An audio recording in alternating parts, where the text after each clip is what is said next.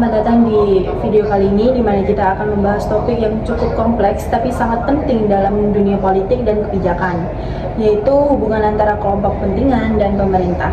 Kita akan mengupas bagaimana kelompok-kelompok ini bekerja, bernegosiasi, bahkan mungkin berkompetisi untuk mempengaruhi kebijakan melalui dua pendekatan besar, yaitu pluralisme korporatis dan teori jaringan. Ya, bener banget nih. Ini bukan cuma soal siapa yang punya kuasa, tapi juga bagaimana kuasa itu dimainkan di belakang layar. Sehingga kita juga akan bedah perbedaan antara pendekatan kooperatif dan jaringan beserta kekuatan dan kelemahan masing-masing. Jadi kita dengarkan sampai selesai karena kita akan banyak insight yang menarik yang akan kita bahas.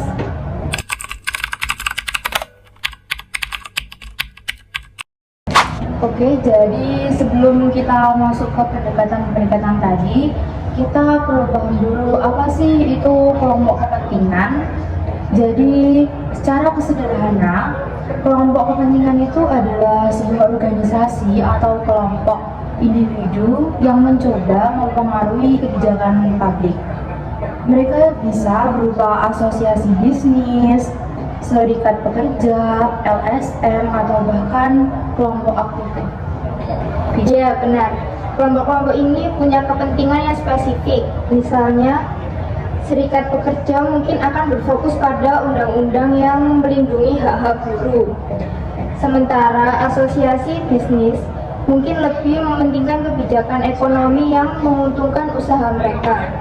Tapi di luar itu, mereka juga bekerja sama untuk berkompetisi dengan kelompok lain untuk mempengaruhi kebijakan.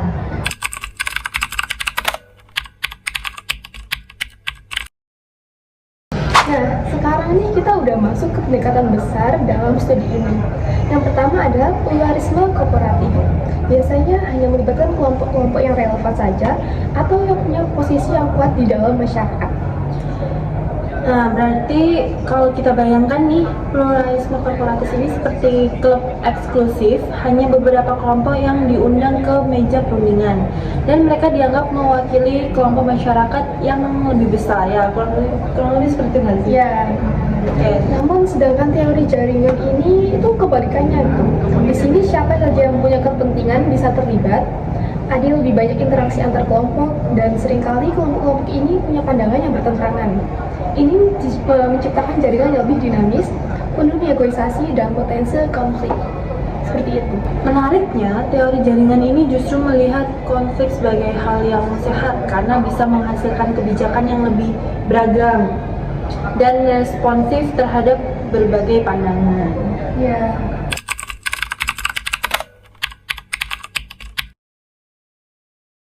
Kalau begitu, apa perbedaan fundamental antara kedua pendekatan ini? Dari pemahaman saya, perbedaan utamanya adalah fokus pada konsensus versus konflik. Betul. Pendekatan korporatif ini lebih cenderung pada konsensus karena jumlah kelompok yang terlibat itu lebih terbatas. Terus kebijakan yang dihasilkan seringkali itu adalah hasil kesepakatan bersama. Di sini konflik cenderung dihindari sih, kurang lebih begitu. Kalau di sisi lain, pendekatan jaringan justru menerima konflik sebagai bagian dari proses karena melibatkan banyak kelompok dengan berbagai pandangan. Kebijakan yang dihasilkan seringkali merupakan hasil adu argumen antara kelompok. Ya, dan inilah yang membuat pendekatan jaringan itu akan lebih sulit diprediksi, tapi juga akan lebih inklusif, kurang lebih begitu sih.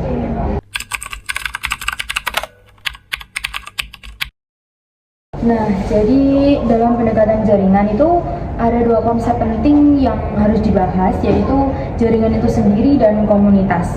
Jadi jaringan adalah hubungan antara kelompok yang saling mempengaruhi, dan di sini itu mereka berinteraksi dengan pemerintah, dengan satu dengan yang sama yang lain, begitu. Sedangkan komunitas adalah kelompok yang punya pandangan serupa terhadap isu tertentu.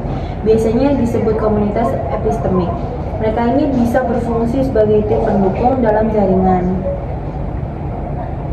Jadi misalnya di dalam isu lingkungan itu ya, komunitas epistemik bisa terdiri dari ilmuwan dan LSM yang mempunyai pandangan sama soal perlunya regulasi ketat untuk emisi karbon. Mereka juga bekerja sama di dalam jaringan untuk mendorong kebijakan yang pro lingkungan. Kurang lebih begitu sih.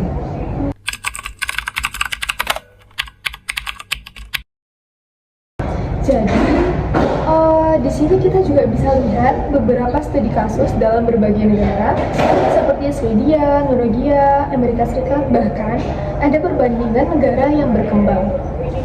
Dan menariknya, pola interaksi antara kelompok kepentingan dan pemerintah ini bisa sangat berbeda di setiap negara. Di negara berkembang, interaksi lebih banyak terjadi dalam lembaga pemerintah.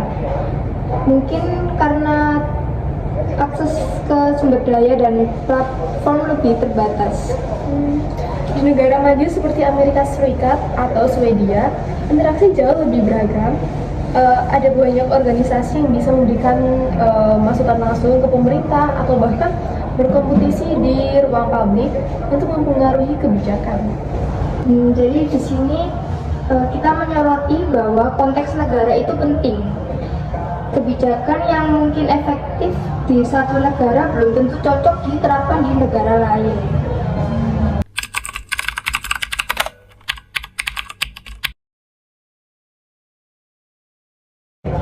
Oke, sekarang mari kita bahas keuntungan dari pendekatan jaringan. Keunggulan utamanya adalah kemampuan untuk mengakomodasi konflik antar kelompok. Iya, pendekatan jaringan melihat perbedaan pandangan itu sebagai bahan bakar untuk inovasi, dan konflik ini bisa mendorong perubahan kebijakan yang lebih dinamis. Dengan mengakomodasi berbagai sudut pandang, jaringan mampu menciptakan kebijakan yang lebih fleksibel dan beradaptasi dengan kondisi yang berubah.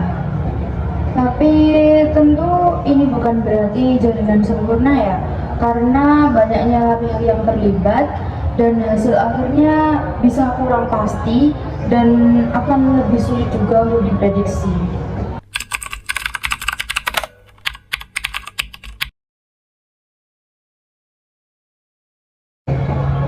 Betul banget.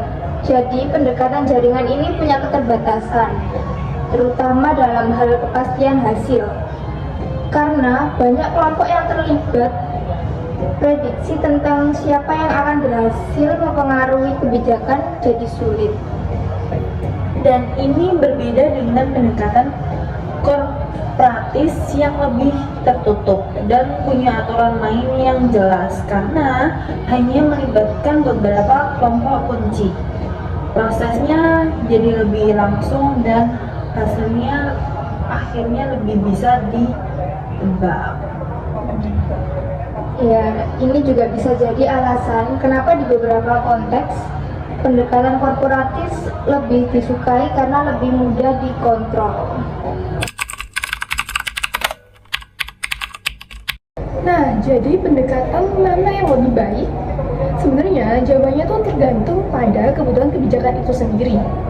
Sehingga Pendekatan korporatis akan cocok untuk kebijakan yang butuh stabilitas dan prediksi yang jelas. Sementara pendekatan jaringan itu lebih pas untuk isu yang kompleks, lalu di mana banyak kelompok itu akan punya kepentingan. sebab keduanya itu punya tempat masing-masing dalam proses kebijakan, dan memilih pendekatan yang tepat bisa berdampak besar pada hasil akhir dari kebijakan tersebut. Seperti itu.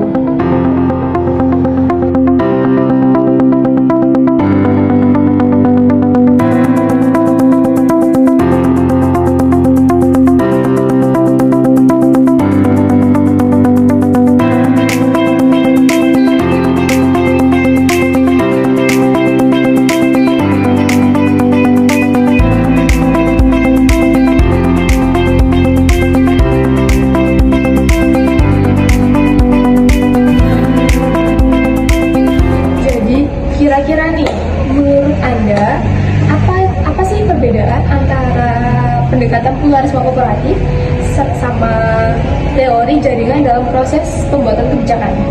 Menurut saya ya, dalam pembedaan pendekatan pluralisme korporatis dan teori jaringan, perbedaan pendekatan tersebut cenderung membatasi jumlah kelompok yang dapat membatasi dan juga terlibat dalam proses pembuatan kebijakan. Dan juga seringkali beberapa kelompok yang diakui secara formal. Sedangkan teori jaringan akan lebih inklusif dan memungkinkan lebih banyak kelompok kepentingan untuk berpartisipasi dan berinteraksi dalam proses tersebut. Begitu. Apa keunggulan utama pendekatan jaringan dalam mengakomodasi konflik antar kelompok kepentingan dibandingkan pendekatan korporatis? Keunggulan utama pendekatan jaringan yaitu kemampuannya untuk mengakomodasi konflik antara kelompok kepentingan.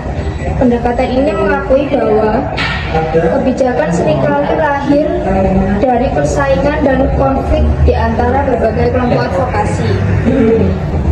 Berbeda dengan pendekatan korporatis yang mengasumsikan adanya kesepakatan atau konsensus di antara kelompok yang terlibat. Selanjutnya nih, menurut Anda, mengapa negara berkembang itu lebih berfokus pada interaksi pada lembaga pemerintahannya dibanding negara yang maju? Gimana? Jadi menurut saya hal ini menunjukkan bahwa di negara berkembang interaksi itu lebih terkonsentrasi pada lembaga pemerintah karena mungkin adanya kekurangan pluralisme atau struktur politik yang lebih sentralistik. Lalu sedangkan di negara maju itu interaksi lebih terdistribusi dengan banyak kelompok yang lebih independen terlibat secara langsung dalam proses kebijakan tersebut. Kurang lebih begitu. Baik. Menurut Kak Kaniska, apa perbedaan konsep jaringan dan komunitas dalam konteks interaksi kelompok kepentingan dengan pemerintah? Oke, konsep jaringan mengacu pada interaksi antara kelompok kepentingan, pemerintah, dan kelompok lainnya dalam suatu sistem kebijakan tanpa memerlukan kesamaan visi. Kalau komunitas sebaliknya merujuk pada kelompok yang memiliki orientasi atau visi yang sama mengenai suatu kebijakan tertentu, seperti komunitas epistemik yang berbagi pandangan tentang solusi terhadap masalah tertentu. Oke, jadi Anda bagaimana sih peran advokasi dalam proses perubahan kebijakan? Jadi kalau menurut saya ya, koalisi advokasi itu terdiri dari kelompok-kelompok dengan pandangan yang sama tentang isu tertentu dan berusaha mempengaruhi kebijakan tersebut melalui jaringan mereka. Dan konflik antara berbagai koalisi advokasi ini sering menjadi pendorong atas perubahan kebijakan tersebut karena mereka membawa berbagai perspektif yang berbeda dalam proses politik. Oke, cukup jelas ya. Oke, kita udah sampai di pertanyaan terakhir nih. Mengapa pendekatan korporatis lebih langsung dalam memprediksi pengaruh kebijakan dibandingkan dengan pendekatan jaringan? Oke, karena pendekatan korporatis lebih langsung dalam memprediksi pengaruh kebijakan biasanya melibatkan sedikit kelompok yang diakui secara formal yang memiliki hubungan institusional dengan pemerintah. Dengan demikian, hasil interaksi tersebut lebih mudah diprediksi dibandingkan dengan pendekatan jaringan, di mana banyak kelompok berinteraksi dalam dinamika yang lebih kompleks. Oke, jadi itu dia pembahasan kita tentang interaksi antara kelompok kepentingan dan pemerintah dalam pembuatan kebijakan. Dua pendekatan yaitu pluralisme korporatis dan teori jaringan. Masing-masing itu punya kelebihan dan kekurangan yang bisa disesuaikan dengan kebutuhan. Ya, dan ini membuat kita sadar bahwa pembuatan kebijakan itu bukan hanya soal apa yang terbaik, tapi juga soal bagaimana kepentingan berbagai kelompok bisa terakomodasi.